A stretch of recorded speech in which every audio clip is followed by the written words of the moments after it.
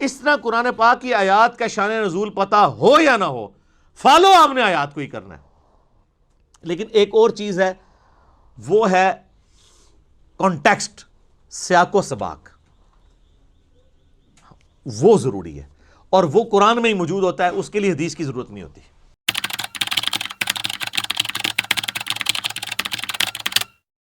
تفسیر کے حوالے سے عموماً اہل بدعت جو ہے نا، ان کی طرف سے بڑے دھوکے دیے جاتے ہیں۔ وہ کہتے ہیں نہیں، قرآن پاک کی آیات کا شان نزول بھی دیکھنا بڑا ضروری ہے۔ وہ یہ سمجھ رہے ہوتے ہیں کہ شان نزول سے شاید رزلٹ کوئی اور نکل آئے گا۔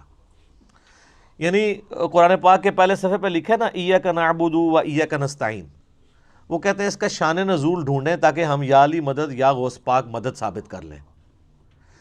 آپ اپنی عقل استعمال کریں کہ شان نزول کیا قرآن کی آیات کا ایسا ہو سکتا ہے جو قرآن کی سٹیٹمنٹ کے اپوزٹ جا رہا ہو؟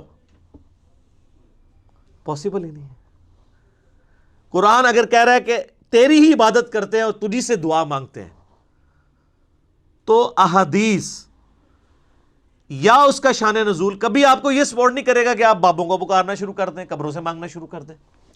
سورہ نساء کی آیت نمبر 82 ہے کہ اگر قرآن اللہ کے سوا کسی اور ہستی کی طرف سے ہوتا تم اس میں اختلاف کثیر پاتے۔ اتنی موٹی کتاب میں عام آدمی لکھتا ہوا تو بھول ہی جائے گا پہلے صفحے میں میں کیا لکھ کے آیا ہوں، اور آگے جا کے کچھ اور لکھ دے۔ اگر قرآن کے پہلے صفحے پہ ایاک نعبد و ایاک نستعین لکھا ہے نا، تو قرآن میں کوئی آیت اس کے خلاف نہیں ہوگی، وہ آپ کو نظر آ رہی ہوگی۔ جیسے وَاسْتَعِینُوا بِالصَّبْرِ وَالصَّلَاةِ، نماز اور صبر سے مدد چاہو، کہتے ہیں نہیں اس سے تو ثابت ہو گیا کہ غیر اللہ سے مدد، تو اس کا مطلب ہے المدد یا نماز، المدد یا صبر۔ کہتے ہیں نہیں جی، وہ نماز پڑھیں تو اللہ کی مدد آتی ہے، تو پھر اللہ ہی ہے نا، کیونکہ آگے ان اللہ مع الصابرین۔ وَاسْتَعِینُوا بِالصَّبْرِ وَالصَّلَاةِ کا یہ مطلب کیسے ہو گیا کہ المدد یا نماز، المدد یا صبر؟ مدد تو اللہ ہی کی ہے اعمال کے ذریعے۔ وہ عقیدہ بالکل ٹھیک ہے۔ وہ جی قرآن میں ہے وَتَعَاوَنُوا عَلَى الْبِرِّ وَالتَّقْوَى وَلَا تَعَاوَنُوا عَلَى الْإِثْمِ وَالْعُدْوَانِ، نیکی پرہیزگاری کے کاموں میں ایک دوسرے کی مدد کرو، برائی میں۔ اچھا جی، تو کیا ہے اس سے یہ ثابت ہو گیا کہ آپ نے نیکی کا کام کرنا ہے، مجھے پانی پلانا ہے تو میں آپ سے پانی مانگتا ہوں، ٹھیک ہے آپ مجھے پلا بھی دیں گے، لیکن اگر آپ اس سے یہ سمجھتے ہیں کہ میں بغداد میں کسی فوت شدہ بزرگ جو قبر میں چلے گئے ان سے پانی مانگوں، تو مانگ کے دیکھ لیں، اگر آتا ہے تو پی لیں۔ اللہ سے بھی مانگے کہ وہ بھی پانی نہیں آپ کو گلاس بھر کے دے گا، کیونکہ دنیا اسباب کے ساتھ جڑی ہوئی ہے۔ جو چیزیں اسباب کے تحت آتی ہیں وہ ان چیزوں سے الگ ہے۔ خیر یہ الگ سے ٹاپک ہے، میرا مسئلہ نمبر 3 ہے دعا صرف اللہ ہی سے، 2.25 گھنٹے کا میں نے یہ سارے وسوسے میں سیٹل کیے ہیں۔ وہ کہتے شان نزول، شان نزول، اور اس کا دھوکہ دے دے کے قرآن ڈائریکٹ نہیں پڑھنا گمراہ ہو جاؤ گے۔ یہ بات یاد رکھیں، قرآن حکیم اپنے عقائد اور نظریات میں کسی شان نزول کا، کسی حدیث کا بھی محتاج نہیں ہے۔ قرآن پاک میں جو آیات آئی ہیں وہ منوان اسی طریقے سے عقیدے کے طور پہ قبول کی جائیں گی۔ احادیث سے مزید سمجھنے میں ضرور آسانی ہوگی، لیکن یہ نہیں ہوگا کہ احادیث کے بغیر وہ چیزیں سمجھنا ناممکن ہو جائیں گی۔ ہاں جہاں پہ ڈفرنس آئے گا وہاں ہم احادیث کی طرف جاتے ہیں صرف اس لیے کہ سمجھنے میں فرق ہے۔ جیسا کہ سورہ بقرہ میں جب تک کالا اور سفید ڈورا الگ نہ ہو جائے، فجر کے وقت کے پوائنٹ آف ویو سے فجر کے لفظ موجود ہیں، تم نے سحری بند نہیں کرنی۔ بخاری میں آتا ہے عدی ابن حاتم نے وہ سفید اور کالا دھاگا رکھ لیا ہوا تھا، اور وہ دیکھتے رہتے تھے جب تک ان دونوں کے کلر لادا نہیں ہوتے سحری کرتے تھے۔ حالانکہ من الفجر موجود تھا، فجر کے ساتھ آسمان کے ڈوروں کا ذکر ہے، لیکن حدیث نے بریف کر دیا وہ نہ بھی ہو حدیث تب بھی ہم فجر سے آسمان کا ڈورا ہی مراد لیں گے۔ جب کوئی فرق لگ جائے وہ علیحدہ بات ہے۔ شان نزول کا محتاج نہیں ہے قرآن۔ قرآن کی آیات آفاقی ہیں، جسے فٹ اسے گفٹ۔ اس پہ میں نے مسئلہ 154 ڈیٹیلڈ ریکارڈ کروا دیا ہے جو دھوکہ دیتے ہیں۔ شان نزول، شان نزول۔ تیمم کی آیات نازل ہوئی، صحیح بخاری میں آتا ہے ایک سفر کے دوران سیدہ عائشہ کا ہار گھوم گیا تھا، تو اس میں ڈیلے ہو گیا تو پانی وہاں اویلیبل نہیں تھا، تو تیمم کی آیات نازل ہوئی۔ اس واقعے سے تیمم کا طریقہ نہیں بدلتا۔ ایک واقعہ انٹرسٹ کے طور پہ ہو سکتا ہے، اینڈ رزلٹ یہ ہے کہ تیمم مٹی سے ہی کرنا ہے اور چہرے اور ہاتھوں کا مسح کرنا ہے۔ شان نزول سے فرق کیا پڑا؟ ایک ہسٹوریکل ریکارڈ ہی ایڈ ہوا نا۔ اس کو میں دنیاوی مثال سے بتاتا ہوں۔ کیا آپ کے لیے اس کا شان نزول جاننا ضروری ہے کہ ٹریفک سگنل جب ریڈ ہوتا ہے اس پہ ہم کیوں کھڑے ہوتے ہیں اور گرین پہ کیوں چلتے ہیں؟ اور اس کا شان نزول جاننے سے کیا ریڈ اور گرین اپوزٹ ہو جائیں گے؟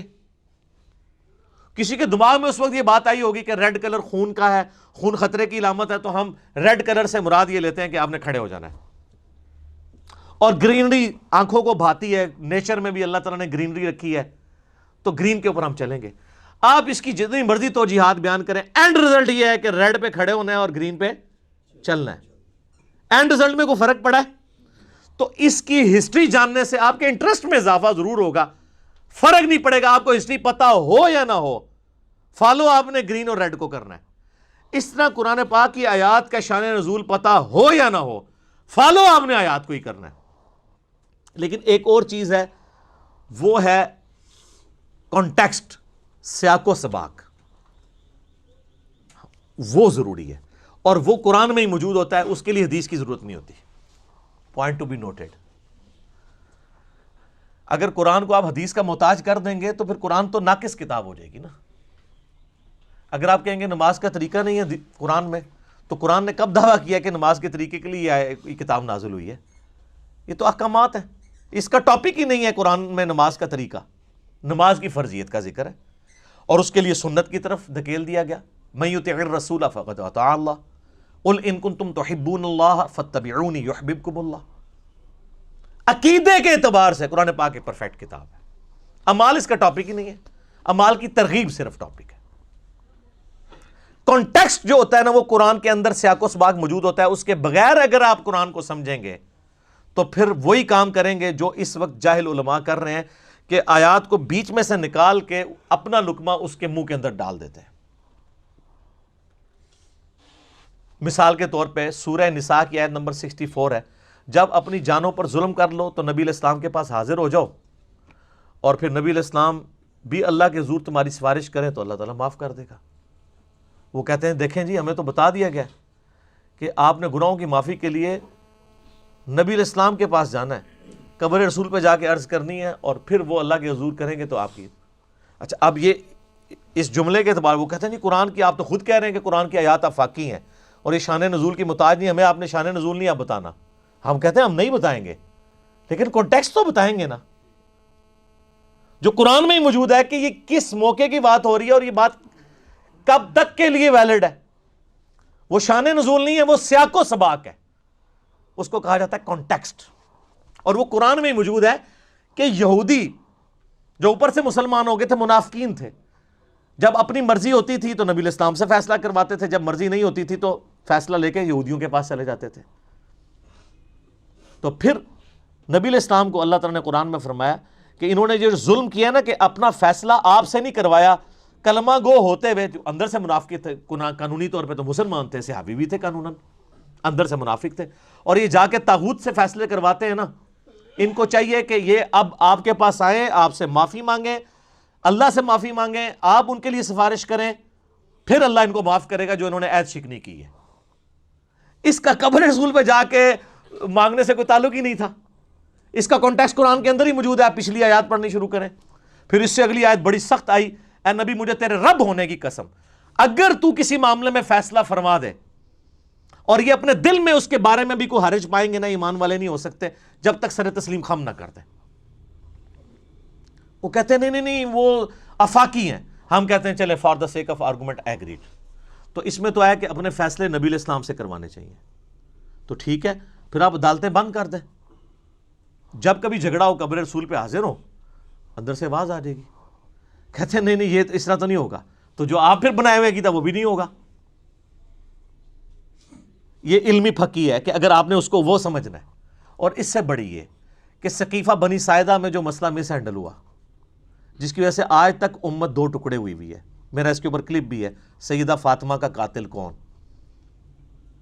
حضرت ابوبکر اور حضرت علی میں اختلاف ہوا، 6 مہینے تک بخاری مسلم میں آتا ہے حضرت علی نے بیعت نہیں کی ہے۔ یار کسی کے دماغ میں نہیں آیا وَلَوْ أَنَّهُمْ إِذْ ظَلَمُوا أَنفُسَهُمْ جَاءُوكَ، سورہ نساء آیت نمبر 64 کے تحت حضرت ابوبکر اور علی مشورہ کرتے ہیں، آؤ جی قبر رسول سے فیصلہ کرتے ہیں، قرآن میں تو ہے اپنے ہر فیصلے میں نبی کو حاکم مانو، ابھی پوچھ لیتے ہیں آپ کا وصی کون ہے۔ یہ وہ علمی پھکی ہے کہ اس کے بعد ایک ڈکار آتا ہے اور جیسے وہ بندے کی روح پرواز کر جاتی ہے نا، ان کی شیطنت ان کے اندر پرواز کر جاتی ہے، یا علمی موت مار جاتے ہیں۔ اگر نہیں قبول کریں گے تو مر جائیں گے، ادروائز اپنی اصلاح کر لیں گے۔ نبی علیہ السلام کے دفنانے کے اوپر اختلاف ہو گیا، کچھ صحابہ نے کہا بیت المقدس لے جاتے ہیں، کچھ نے کہا بقیع غرقد۔ ترمذی میں آتا ہے سیدنا ابوبکر نے کہا کہ میں نے نبی علیہ السلام سے یہ بات سنی تھی کہ اللہ تعالیٰ نبی کو اس وقت موت دیتا ہے، اس جگہ پہ موت دیتا ہے جو اس کے لیے پسند فرماتا ہے، تو میرا خیال ہے کہ اللہ تعالیٰ نے سب سے بہترین جگہ جو نبی کی موت کے لیے پسند کی ہے نا، وہی سب سے بہتر جگہ ہے کہ وہاں قبر کھودی جائے۔ تو جس چرپائی پہ آپ فوت ہوئے ہیں نا، اس چرپائی کے ایگزیکٹ نیچے قبر کھودی جائے۔ وفات النبی پہ میں نے 2 گھنٹے کا لیکچر دیا، مسئلہ 163۔ تو کسی نے نہیں کہا کہ رسول اللہ صلی اللہ علیہ وسلم نے پوچھ لیتے ہیں آپ کو کہاں دفنا ہے۔ تو کانٹیکسٹ کیا ہوتا ہے، کیا سے کیا بنا دیتے ہیں، اور یہ 2 نمبری سارے کر رہے ہیں۔ آپ اہل حدیث کی طرف آ جائیں، جو میں نے جس تفسیر کی تعریف کی ہے سن البیان کی، لیکن میں نے بتایا کہ وہ خاص مینٹلٹی سے لکھتے ہیں۔ وہ قرآن حکیم میں جو سورہ بقرہ کی آیات آئیں نا کہ ہم نے داؤد علیہ السلام کو جو ہے وہ خلیفہ چنا، اور اس سے پہلے طالوت اور جالوت کی جنگ کا ذکر آتا ہے کہ وقت کے پیغمبر جو سموئیل علیہ السلام تھے، ان سے ان کے امتیوں نے کہا کہ آپ ہمارے لیے ایک بادشاہ مقرر کر دیں جس کے نیچے ہم جمع ہو کے قتال کریں کافروں کے ساتھ۔ تو اس میں آتا ہے کہ وہ بادشاہ مقرر کیا اللہ تعالیٰ نے وحی کے ذریعے طالوت کو، اس میں ملک کے الفاظ ہیں۔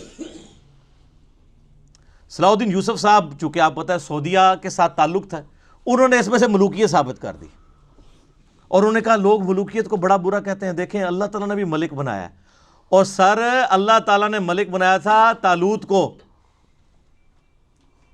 شاہ فہد کو اللہ تعالیٰ نے ملک نہیں بنایا، اور نہ یزید کو اللہ تعالیٰ نے ملک بنایا ہے۔ وہ ان کی ملوکیت کو ثابت کرنے کے لیے کہنا شروع کر دیے کہ وہ دیکھیں ملک کا لفظ موجود ہے، لہذا بادشاہت بھی بڑی اچھی چیز ہوتی ہے۔ تو پھر میں نے اس کے اوپر رد کیا تھا۔ 6830 نمبر حدیث ہے سیدنا عمر کی صحیح بخاری میں کہ جو تلوار کے زور کے اوپر خلیفہ چنا جائے اس کی خلافت اسٹیبلش ہی نہیں ہوگی۔ کس طریقے سے دھونس اور زبردستی کے ساتھ یزید اس امت پہ مسلط ہوا، اس کی خلافت تو اسٹیبلش ہی نہیں ہوئی، وہ خلافت تو ہے ہی نہیں، ملوکیت ہے۔ تو صلاح الدین یوسف صاحب نے ملوکیت کا ثبوت قرآن سے دے دیا، جس طریقے سے صوفیاء نے غیر اللہ سے استمداد کا ثبوت سورہ نساء سے دے دیا۔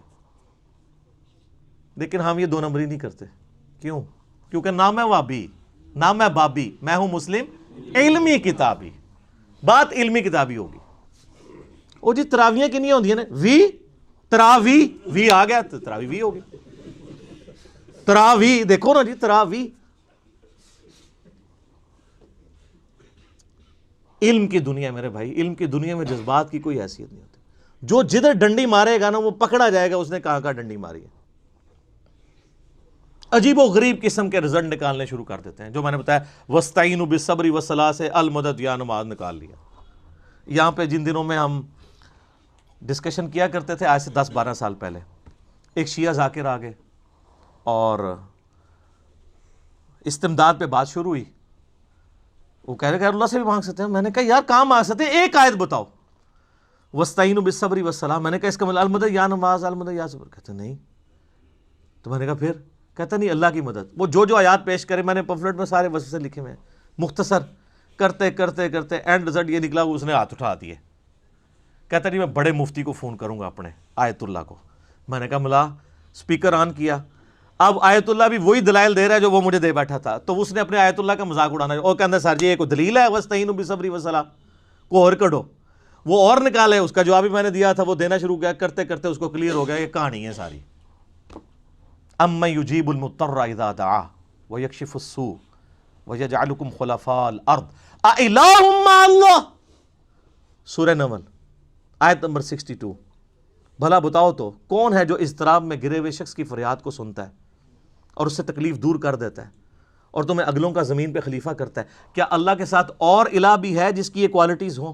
قلیلا ما تذکرون، بڑے کم لوگ ہی نصیحت حاصل کرتے ہیں۔ اس آیت میں اللہ نے کہا ہے کہ اللہ کے سوا جس کو بھی تم مدد کے لیے پکارتے ہو گویا اسے خدا مانے ہوئے ہو۔